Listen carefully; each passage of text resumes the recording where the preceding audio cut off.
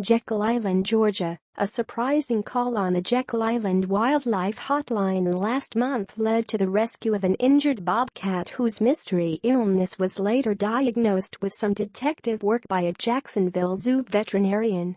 Jekyll Island Authority Wildlife Manager Joseph Colbert said the call on the Guest Information Center line September 24 was unusual because not much is known about the rarely seen bobcats. More animals headlines. Jekyll Island has new celebrity family. Jacksonville Zoo hosts lend a paw drive for hurricane relief. Orphaned black bear finds home at Jacksonville Zoo. Jacksonville Zoo accepts first 2 manatees to critical care center. Check this out, 2 baby penguins born at Jacksonville Zoo. We have only recently learned that they've established a small population on Jekyll, Colbert said.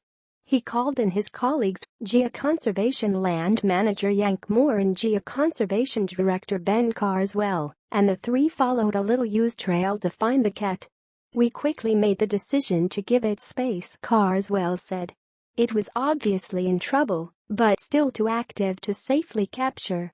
Moore and Colbert, along with veterinary staff from the Georgia Sea Turtle Center, returned to the site the next morning to find the bobcat had moved itself a few feet away, but still could not move its hind legs. The GSTC has a great treatment facility for reptiles and birds, but not mammals, Moore said.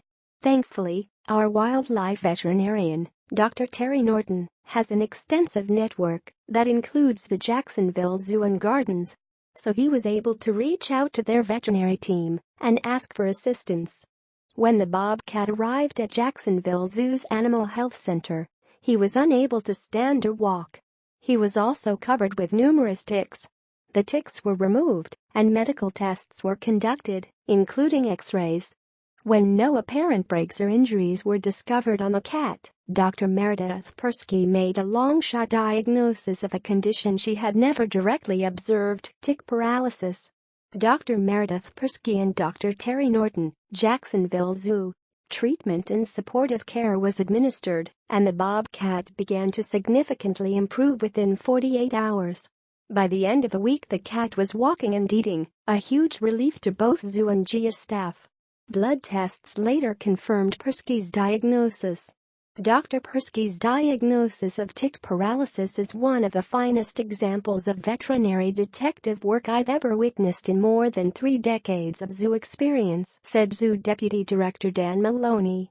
The Jekyll Island Authority and Jacksonville Zoo collaborated on diagnosis and treatment decisions throughout the animal's stay in Jacksonville. The zoo and Jekyll teams held daily check-ins to discuss the animal's condition and the treatment plan. The collaboration between the zoo and GIA team, led by Dr. Norton, was phenomenal, Carswell said. Working together, we were able to navigate a successful course of treatment. We also documented the first known case of tick paralysis in a bobcat. Provided by Jekyll Island Authority. The bobcat, affectionately named Bullwinkle by the GIA staff, his parents are Boris and Natasha, was fitted Friday with a radio collar. The collar, sourced from Kiowa Island's Bobcat Research Program, will allow the Jekyll Island conservation staff to track Bullwinkle's movements. He was then transported back to Jekyll Island and released near where he was found. Tracking the bobcat will be essential to ensure his health and survival since the after effects of tick paralysis in bobcats are unknown. Through tracking, GIA conservation staff will also gain valuable insights into bobcat behavior, movements, and viability on Jekyll Island. We're excited to learn more about the bobcats here on Jekyll, Carswell said. Hopefully, this will help us understand how these animals move around the island and interact with developed and undeveloped land.